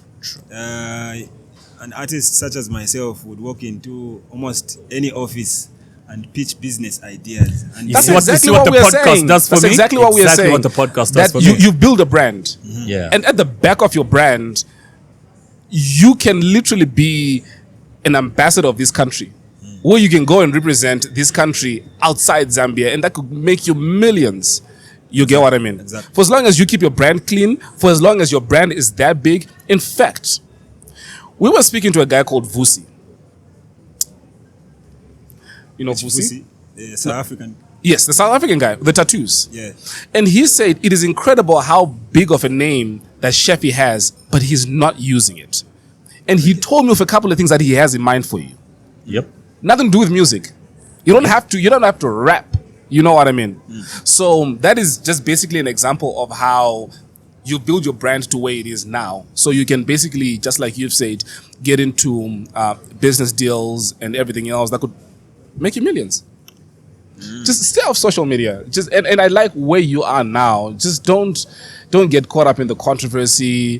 Which is avoided for over 12 years Yeah, now. and all the stuff that we see every single day. Chef, we can go all day, bro. Thanks a lot for coming through. Appreciate you guys. It's having finally me. happened, and this episode, all I can say is Chika Rich. So was this as horrible as you thought it might be? Maybe. No, I never thought it was going to be horrible. Awesome. Serious. Serious. Your thoughts though? How did this go? How did this go? It went well. It was like just having a conversation, a normal conversation with peers. That's what we are now. You know what? I'm gonna save your phone number. And so when I call, I keep saying this. When he's with girls, he wants to call you. when I'm with the girl, I'm like, I know Sheffy, right? You're not gonna call him and he can pick up right now. Serious.